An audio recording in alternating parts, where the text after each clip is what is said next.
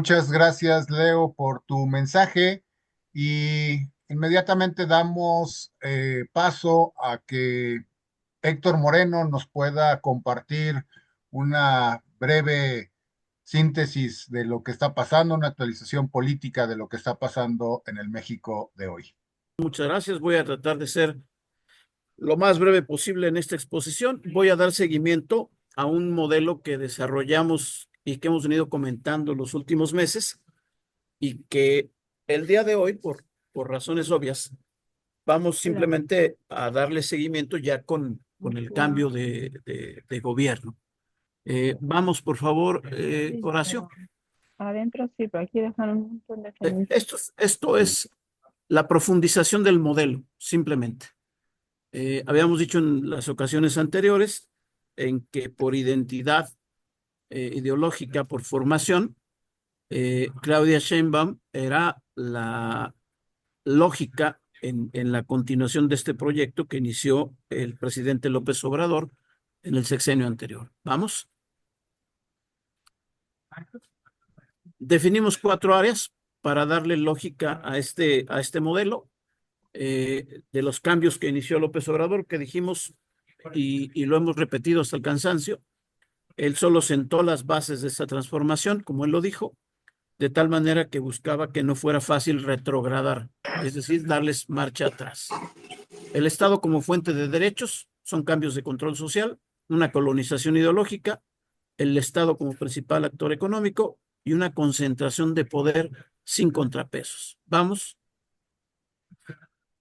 En esto, a mente de lo que se hizo en el sexenio pasado, en este mes que llevamos apenas, eh, se han hecho estas cosas. Una pensión para mujeres con bienestar de 60 a 64 años, que cuando cumplan 65 en automático les da el acceso a la pensión de adultos mayores.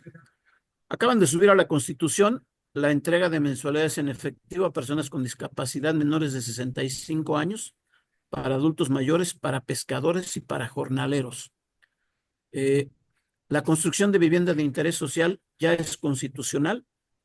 La meta es construir 1 millón de viviendas de tipo social en este sexenio. Van a ser 325,000 en el sur, 239,400 en la zona centro y así hasta completar 1 millón. Esta inversión va a abarcar además la mejoría y ampliación de 450,000 casas en zonas marginadas. La tendencia a seguir atendiendo las necesidades de la gente de estos sectores simplemente se está ampliando y se está profundizando. Vamos, Horacio, por favor. Oh, ya me las encontré todas. Sí, ya lo sabía. Eh, tenemos ahora una cosa nueva que se llama una nueva beca universal, Rita Cetina Gutiérrez, para todos los estudiantes de nivel básico, es decir, hasta nivel secundaria. ¿Cómo se va a otorgar esta beca? Se van a dar 1,840 pesos por familia en situación de pobreza, más 700 pesos por cada hijo que tenga esa familia en esta situación de estudio a nivel básico. ¿Vamos? La colonización ideológica que se inició con López Obrador, hoy la volvemos a ver, al igual que el inicio de López Obrador. Hay un impulso para legalizar el aborto en Jalisco, en Ciudad de México, en San Luis Potosí, en Querétaro y en Guanajuato. Y apenas llevamos un mes. Hay una cosa que se presentó muy al inicio de este gobierno, que fue unas reformas constitucionales para derechos de las mujeres. Yo rescato solamente dos. Se va a hacer una cartilla de derechos de mujeres y también para los hombres, para que se respeten entre ambos. Lo dice textualmente. Otra cosa que rescato de esta iniciativa, que es una iniciativa también de reformas constitucionales, es que las mujeres deberán ganar por ley lo mismo que los hombres en instancias deportivas, gubernamentales o privadas. Obliga al sector privado a entrar a esta normatividad. Vamos a la que sigue. Voy a hacer mención aquí de una cosa que vimos al principio, que son las Universidades del Bienestar Benito Juárez, que hoy, esta es una presentación de ellos mismos, a junio de este año, en donde tienen calculados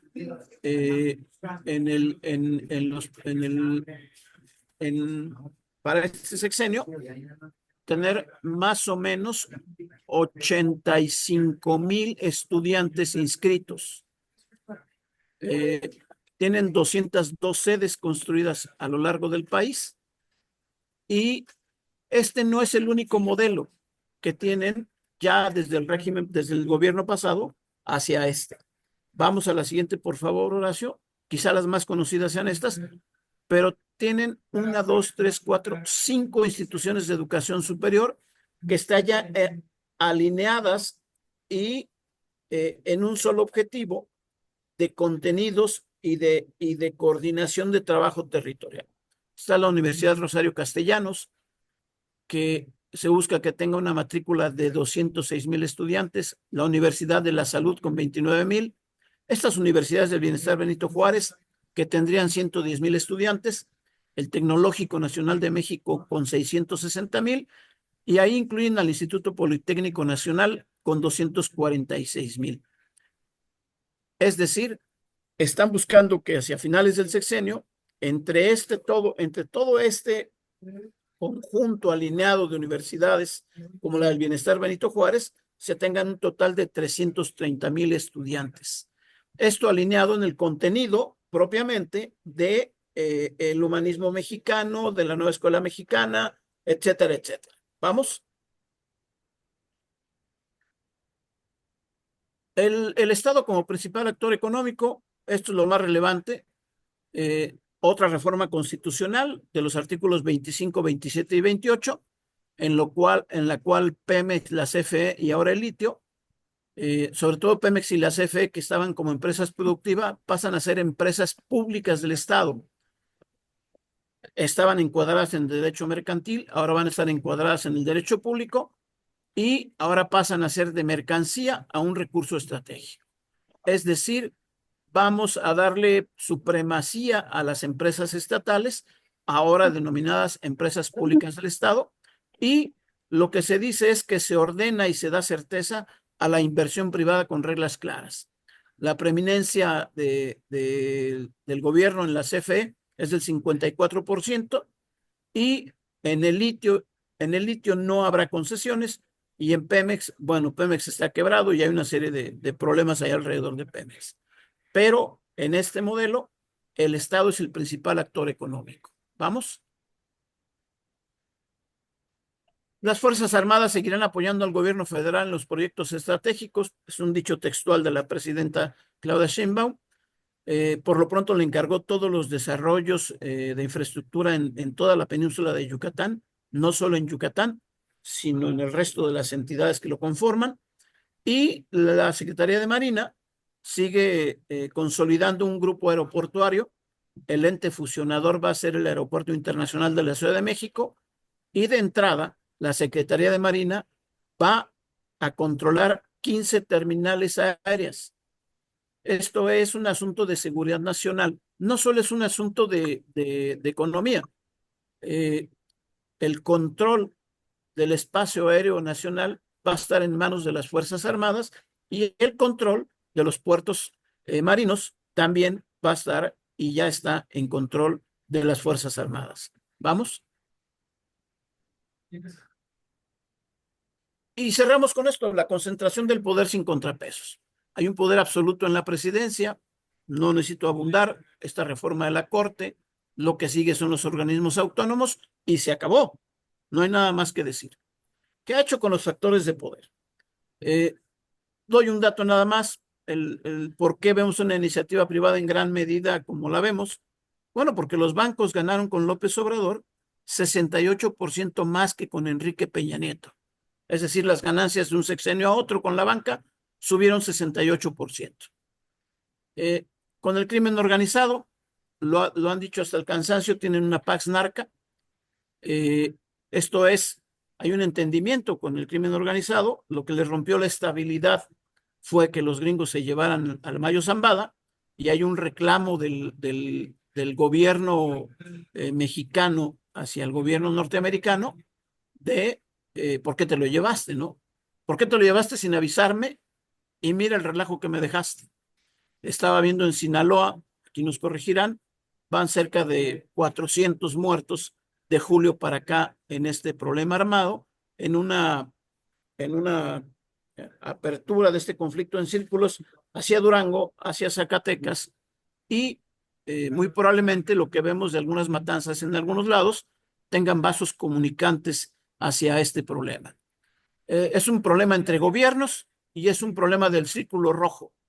La detención de estos grandes personajes, como ha sucedido los últimos 40 años, no disminuye el tráfico de drogas ilegales en todo este mercado ni se dejan de vender.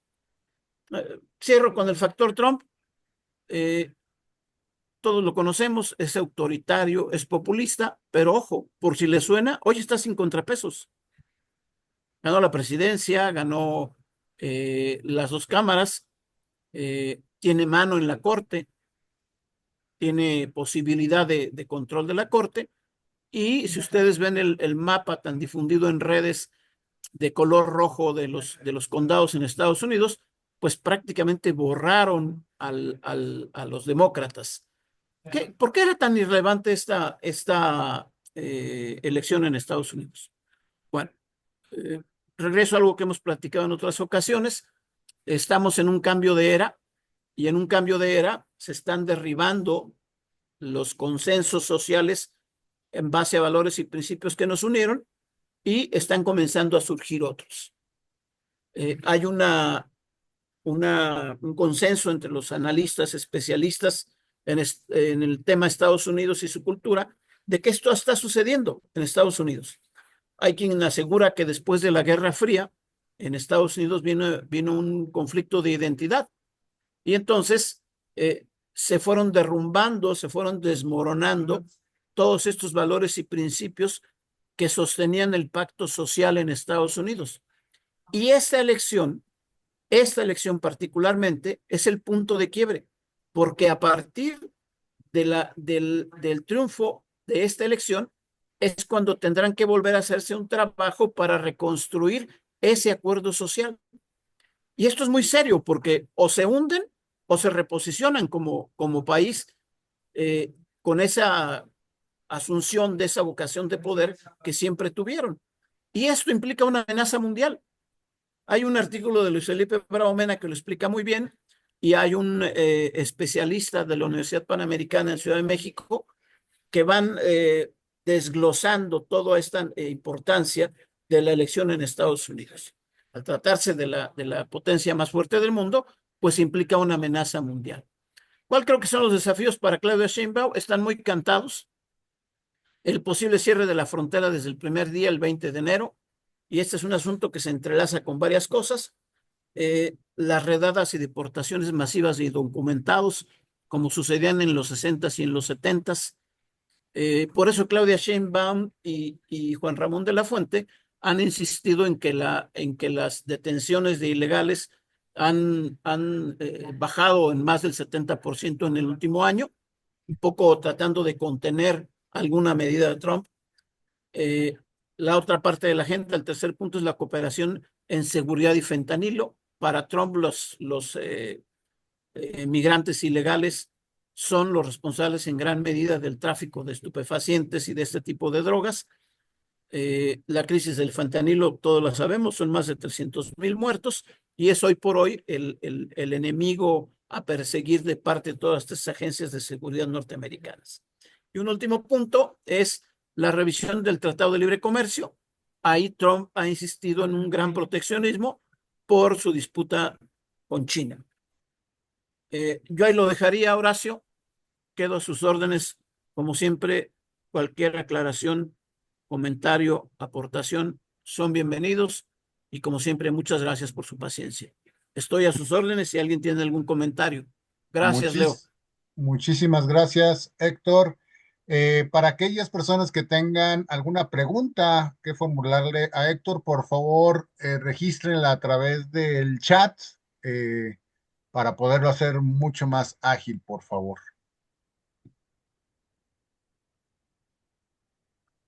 Y recordar, Horacio, que en el caso de nuestros miembros del Consejo Consultivo, ellos son los que tienen el derecho al uso de la voz en esta sesión.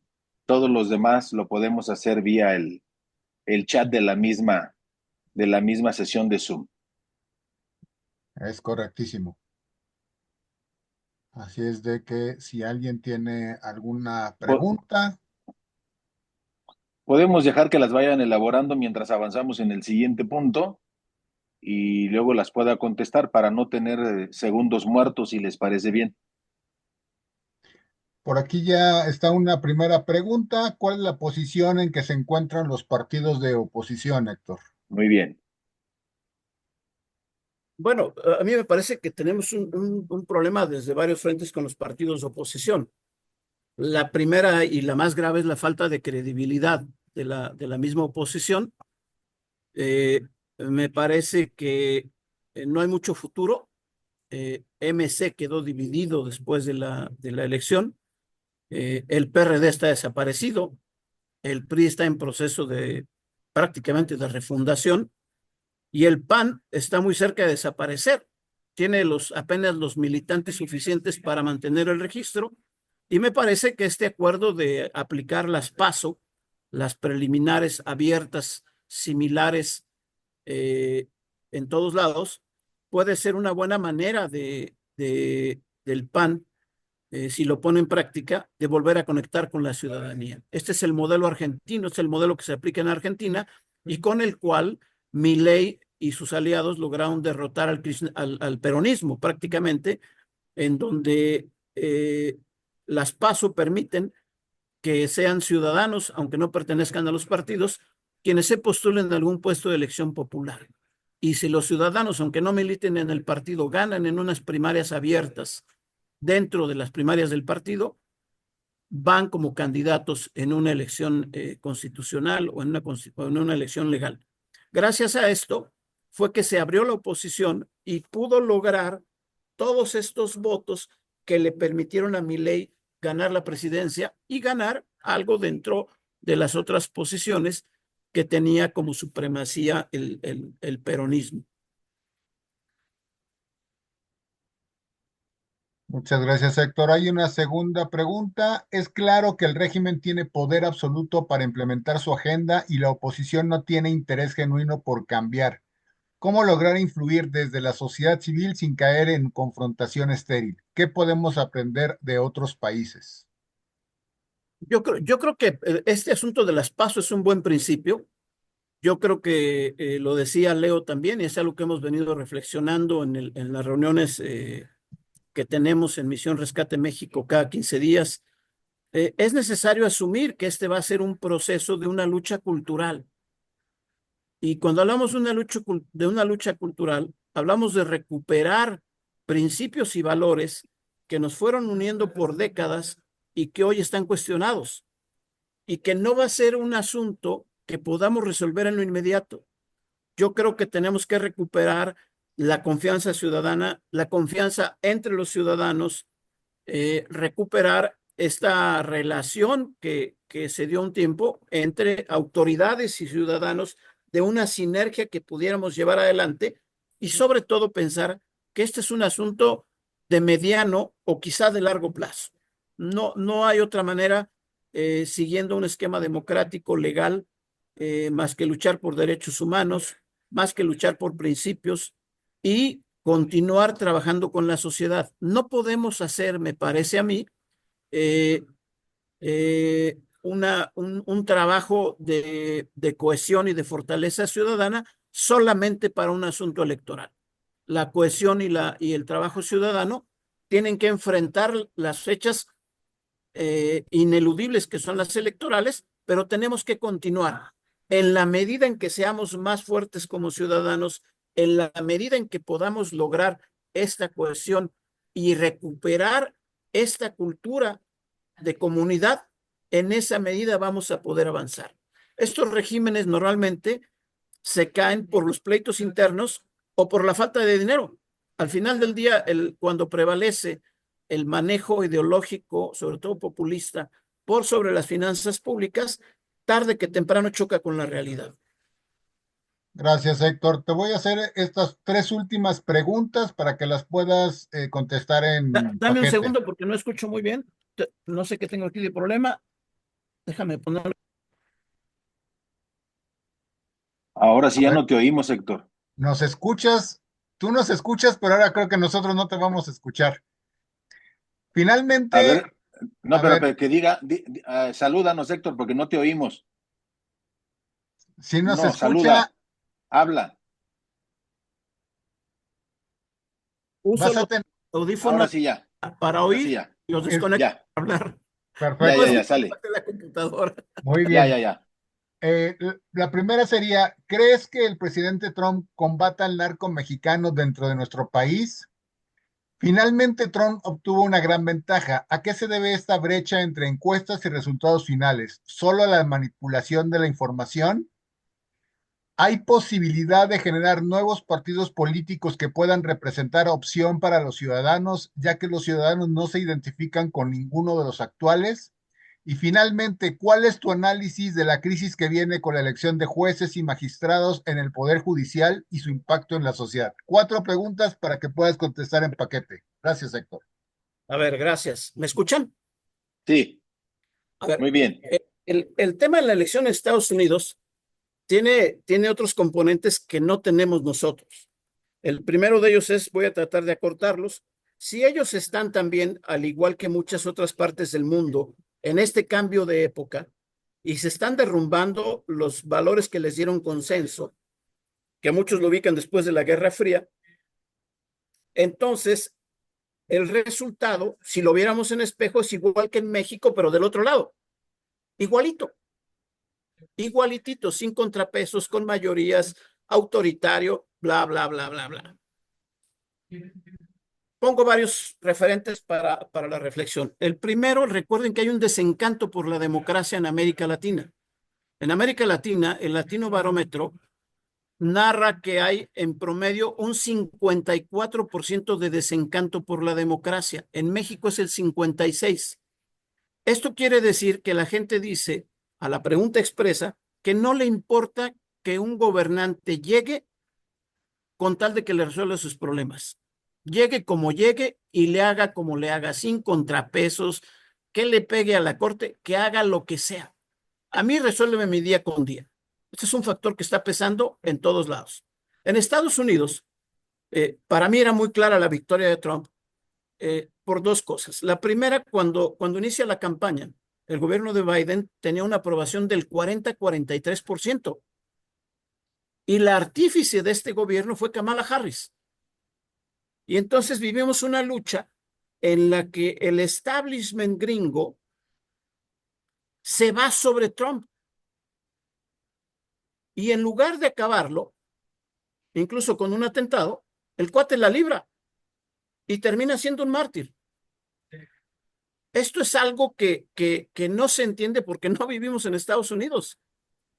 Pero en el tema, por ejemplo, de los migrantes, y que es racista, y que vean la portada de la jornada el día 6 de noviembre, es de berrinche, ¿no? Este misógeno autoritario ganó, como diciendo, ¿qué los gringos son tan mensos para elegir a un presidente así? Bueno, los latinos que son legales en Estados Unidos están en contra de la migración ilegal porque les quita empleos, les quita oportunidades. Y otra vez, el tema es lo económico, lo económico. Hay factores en la elección de Estados Unidos que influyeron de manera muy determinante. A mí me parece que la presencia de Elon Musk es quizá la más relevante de todos. Si lo dejamos, Elon Musk se va a convertir en el hombre más poderoso del mundo. Le ayudó a Venezuela, le ayudó a los de Ucrania, trae un pleito en Brasil y trae una de las redes más potentes del mundo en términos de contenido político, porque es donde se establece la conversación política en el mundo. Eso pesó más que los medios tradicionales. El establishment de los medios tradicionales no supo qué hacer con la elección. Cuando digo no supo qué hacer, es que todas las encuestas que hicieron los medios se hicieron al viejo estilo para apuntalar a Kamala Harris. Entonces no tiene que cambiar la metodología. Lo que tiene que cambiar es el entendimiento de los dueños de los medios para cómo mides ahora las cosas. Porque al final del día estas encuestas fueron hechas por los grandes consorcios de medios. Y el único que todo el tiempo jugó por su cuenta y a favor de Trump fue Elon Musk. Y ganó. Y ganó. Y hoy es el hombre más poderoso y el hombre más generoso. Le ayudó a Venezuela, le ayudó a Ucrania. Ahí está, Elon Musk. Y hay una versión de que va o no va al gabinete. ¿Quién sabe? El tiempo dirá. Dentro de eso, el tema de las drogas es un tema entre gobiernos. Esto es muy simple para mí. ¿Dónde está el principal mercado consumidor de drogas? En Estados Unidos. ¿Quién puede vetar a un abastecedor? El comprador. ¿Qué están haciendo? Regulando otra vez. Estamos en un reacomodo del negocio del narcotráfico. ¿Van a combatirlo en México? Lo veo muy difícil.